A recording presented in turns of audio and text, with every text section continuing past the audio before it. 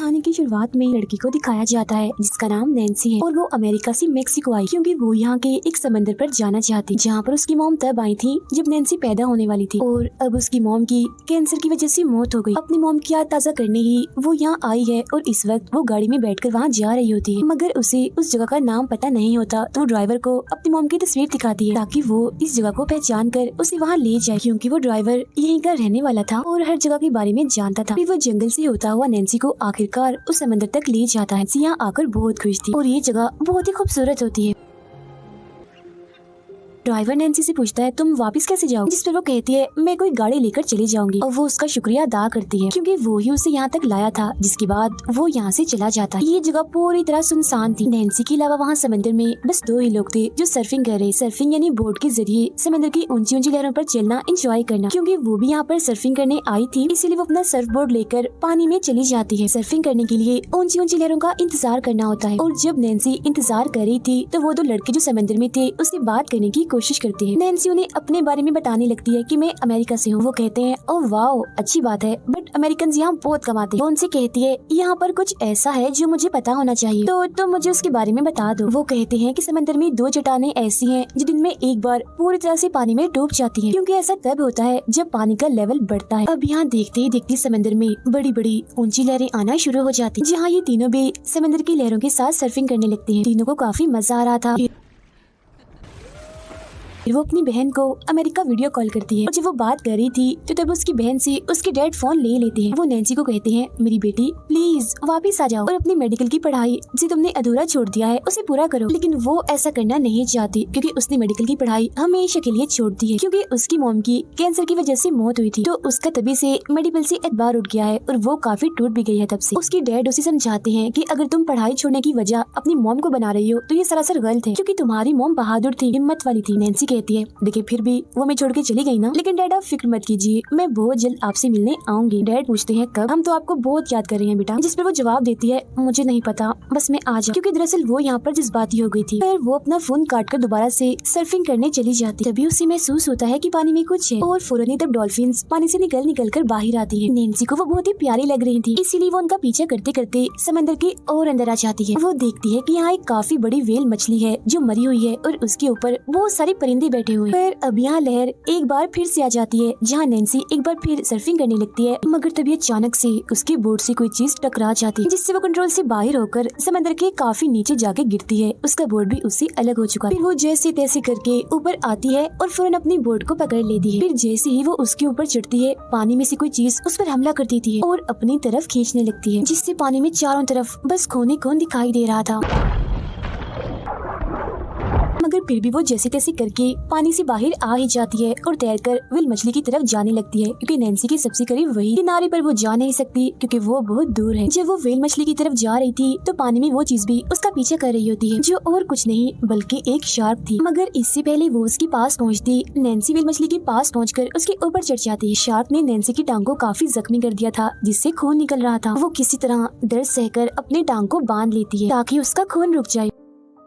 यहाँ वो दो लड़की जो नैन्सी के साथ सर्फिंग कर रही थी वो वापस जा रही होती। व्हेल मछली पर खड़ी होकर नैन्सी उन्हें हाथ हिलाती है, अपनी मदद के लिए रोकती है, आवाज लगाती है, लेकिन वो उसकी तरफ देखती तक नहीं है क्योंकि वो उससे काफी दूर थे, इसीलिए उसकी आवाज वो नहीं सुन पा रही थी। और फिर गाड़ी लेकर वो यहाँ से चले जाते हैं और अब नैन्सी एक सुनसान जगह पर समंदर के बिल्कुल बीचों बीच एक मरी हुई व्हेल मछली के ऊपर फंस चुकी। वो पानी में भी नहीं जा सकती क्योंकि वो शार्क उसे मार देगी।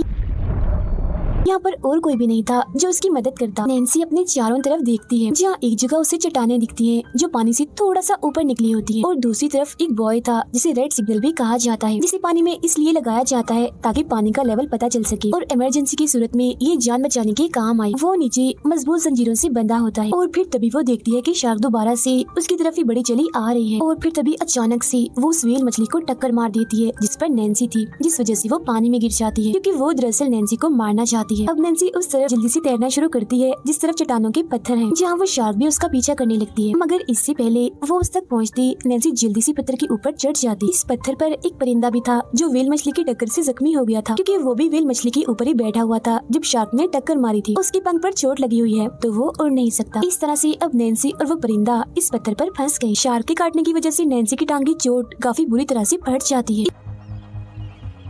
इसीलिए वो अपने कान से बालियां निकालकर अपने टांगे उस शीशी पर लगाती है जहाँ से उसका मांस फटा हुआ है। ऐसा करते हुए जाहिर है उसे काफी दर्द हो रही। वो एक तरह के टांगे लगा रही थी जिसमें वो अपनी बालियों का इस्तेमाल कर रही थी। फिर वो अपने जैकेट को अपने टांग से बांध लेती है। आहिस्ता आहिस्ता करके अब पूरी तरह से रात हो गई होती है और फिर तभी वो देखती है कि उसका सर्फिंग बोर्ड पानी में है। वो उसे लेना चाहती है, इसीलिए आसपास देखती है कि शार्क तो नहीं, और जब उसे यकीन हो जाता है कि शार्क नहीं तो वो पानी में उतरकर आराम आराम से बोर्ड की तरफ बढ़ने लगती है। और फिर तभी वो देखती है कि शार्क उसी की तरफ ही आ रही है, इसीलिए वो जल्दी जल्दी वापस आती है और एक बार फिर पत्थर पर चढ़ जाती है, जिससे जाहिर है नैन्सी की टांग में काफी दर्द होती है। इसके बाद सुबह हो जाती है। नैन्सी देखती है कि समंदर के किनारे एक शराबी लेटा हुआ है। वो उसे जोर जोर से आवाजें लगाने लगती है, उठो प्लीज, मेरी मदद करो, क्योंकि ये आदमी उससे इतना दूर नहीं होता। इसीलिए नैन्सी की आवाज ये सुन लेता है और फौरन ही उठ जाता है। तब नैन्सी उसे इशारों से समझाती है कि उस तरफ जाओ, वहाँ मेरा बैग है जिसके अंदर फोन है, तुम किसी को फोन करो और मदद के लिए बुलाओ। उस आदमी को नैन्सी का बैग मिल तो जाता है मगर वो शराबी था, इसीलिए उसके पैसे और मोबाइल अपनी जेब में डालकर बैग लटकाकर यहाँ से वो जाने लगता है। तभी उस आदमी की नजर पानी में तैरते नैन्सी के सर्फिंग बोर्ड पर जाती है, जिससे उसे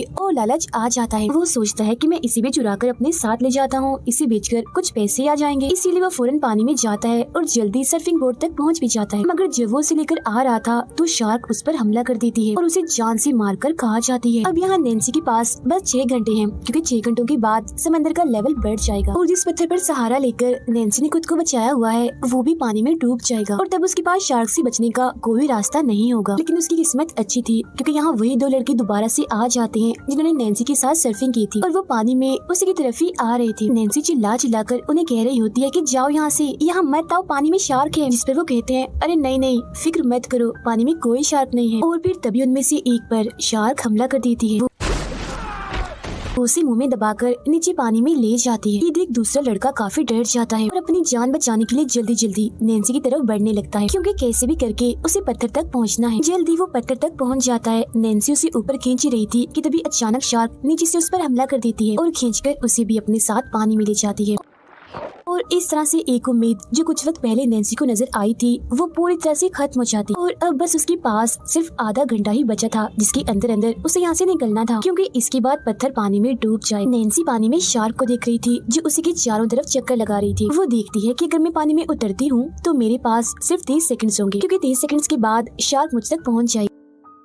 उसी पानी में एक हेलमेट दिखता है जिसके ऊपर एक कैमरा था और ये उसी लड़के का था जिसे नैन्सी ऊपर खींच रही थी। अब वो पानी में उतरती है मगर कैमरा उसके हाथ नहीं लगता, क्योंकि वो उससे दूर जा चुका था। और तो शार्क उसके पास आकर पत्थर के ऊपर आने की कोशिश करती है, क्योंकि पत्थर के ऊपर थोड़ा थोड़ा सा पानी था और इस वजह से नैन्सी पत्थर से नीचे पानी में गिर जाती। अब शार्क भी उस तक आना चाहती थी मगर यहाँ नुकीले पत्थर और झाड़ियाँ थी जिसमें वो शार्क अटक जाती है, जिसका फायदा उठाकर नैन्सी वापस उसी पत्थर पर आ जाती है जहाँ वो पहले थी। और वो अपने साथ हेलमेट लाने में भी कामयाब हो चुकी थी, जिस पर कैमरा था। कैमरा में वीडियो बनाने लगती है जिसमें वो कहती है कि यहाँ एक व्हेल मछली मरी हुई और पानी में शार्क है। शार्क ये समझ रही है कि मैं उसके खाने के बीच में आ गई हूँ, जब भी तो वो बार बार मुझ पर हमला कर रही है। इसके बाद नैन्सी अपने डैड और बहन के लिए भी मैसेज रिकॉर्ड करती है। वो कहती है मैंने कभी नहीं सोचा था कि मैं आप लोगों को इतना याद करूँगी, लेकिन हाँ आप लोग मेरी फिक्र जरा भी मत करना, क्योंकि यहाँ मैं अकेली नहीं हूँ बल्कि मेरे साथ मेरा एक छोटा सा साथी है। ये कहकर वो कैमरा में उस परिंदे को दिखाती है जो उसके साथ है। आगे वो कहती है डैड मैं उस बॉय यानी रेड सिग्नल तक पहुँचने की कोशिश जरूर करूंगी और चाहे कुछ भी हो जाए मैं लड़ना नहीं छोड़ूंगी, मैं हिम्मत से काम लूंगी, बिल्कुल वैसे ही जैसी मॉम करती थी और उन्होंने हमें भी ऐसे ही सिखाया था। जिसके बाद वो कैमरा को वापस से हेलमेट में लगाकर पानी में काफी दूर फेंक देती है ताकि ये हेलमेट किनारे तक पहुंच जाए और किसी को तो उसका ये मैसेज मिल जाए या फिर उसकी फैमिली को ही। अब परिंदे के पंख को नैन्सी ने बिल्कुल ठीक कर दिया था मगर वो परिंदा अभी भी नहीं उड़ रहा था, इसीलिए वो उसे एक सर्फिंग बोर्ड पर रखकर पानी में बहा देती है ताकि वो किनारे तक पहुँच जाए। और अब नैन्सी के पास बस कुछ ही मिनट्स बचे। अगर उसे बचना है तो रेड सिग्नल तक पहुँचना होगा, लेकिन मुसीबत वो यहाँ से 1 मिनट की दूरी पर था और 30 सेकंड्स के अंदर अंदर तो वो शार्क उस तक पहुंच जाएगी।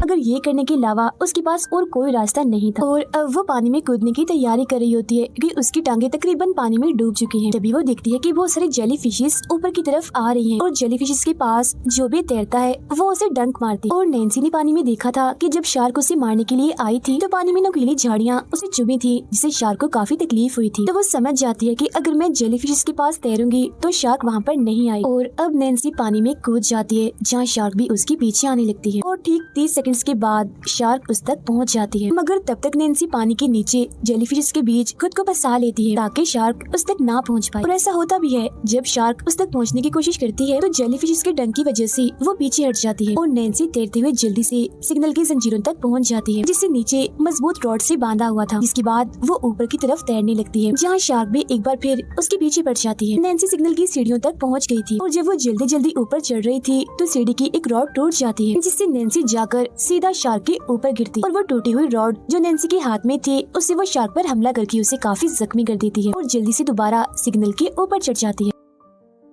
इस बात से शार्क को काफी गुस्सा आ गया था, वो बौखला जाती है, इसीलिए सिग्नल पर हमला कर देती है, जोर जोर से उसे टक्कर मारती है। मगर नैन्सी को कुछ नहीं होता क्योंकि वो तो अब सिग्नल के ऊपर थी। अब नैन्सी की किस्मत एक बार फिर उसका साथ देती है क्योंकि पानी में उसे एक शिप दिखाई देती है। वो सिग्नल पर पड़ी एक फ्लेयर गन से उन्हें सिग्नल भेजती है आसमान की तरफ। उस फ्लेयर को चलाती है कि मैं यहाँ हूँ, अभी जिंदा हूँ, मगर कोई फायदा नहीं होता क्योंकि तब तक शिप मुड़ चुकी थी और वो उसकी छोड़ी फ्लेयर को भी नहीं देख पाते। और यहाँ शार्क भी लगातार सिग्नल को टक्कर मार कर उसे गिराने की कोशिश कर रही होती है क्योंकि उसके ऊपर नैन्सी थी इसलिए। तभी वो देखती है कि व्हेल मछली के आसपास बहुत सारा तेल है क्योंकि दरअसल मरी हुई व्हेल मछली के अंदर से तेल निकलता है। और जब शार्क तेल पर से होती हुई नैन्सी की तरफ बढ़ रही थी तो नैन्सी फ्लेयर गन तेल पर चलाती है, जिससे वहाँ आग फैलती हुई शार्क को भी लग जाती है और उसका पूरा जिस्म जलने लगता है।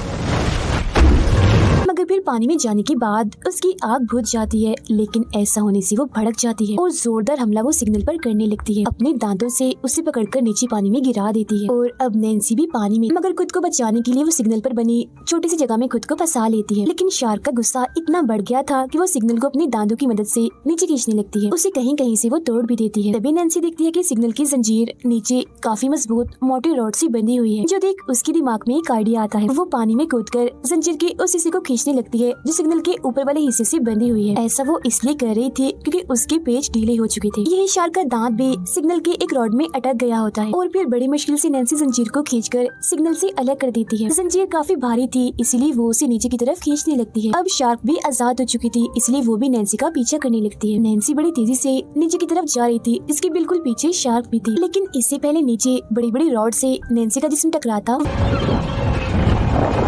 वो लोहे की जंजीर को छोड़ देती है और साइड पर हट जाती है। मगर शार्क इतनी जल्दी नहीं मुड़ पाती, इसलिए लोहे की वो बड़ी बड़ी मजबूत रॉड्स शार्क के अंदर घुसकर उसके जिस्म के आर पार हो जाती हैं और इस तरह से इस खतरनाक खूंखार शार्क का खात्मा हो जाता है। इसके बाद हम देखते हैं कि नैन्सी समंदर के किनारे पहुंच गई है, जहाँ एक आदमी भी उसे बचाने के लिए पहुंच जाता है क्योंकि जिस कैमरा में नैन्सी ने मैसेज रिकॉर्ड किया था वो किनारे तक पहुँच गया था और एक बच्चे को मिला था, जिसके बाद वो बच्चा ही अपने डैड को यहाँ तक बुलाकर ले आया। और इस तरह नैन्सी की बहादुरी और उसके ना हारने के जज्बे की वजह से वो इस मुश्किल घड़ी से निकल आती है। इसीलिए हमें भी हमेशा हिम्मत और जज्बे से काम लेना चाहिए, फिर चाहे हमारे ऊपर कितने ही मुश्किल हालात क्यों ना हो। इसी के साथ ये कहानी इधर ही खत्म हो जाती है।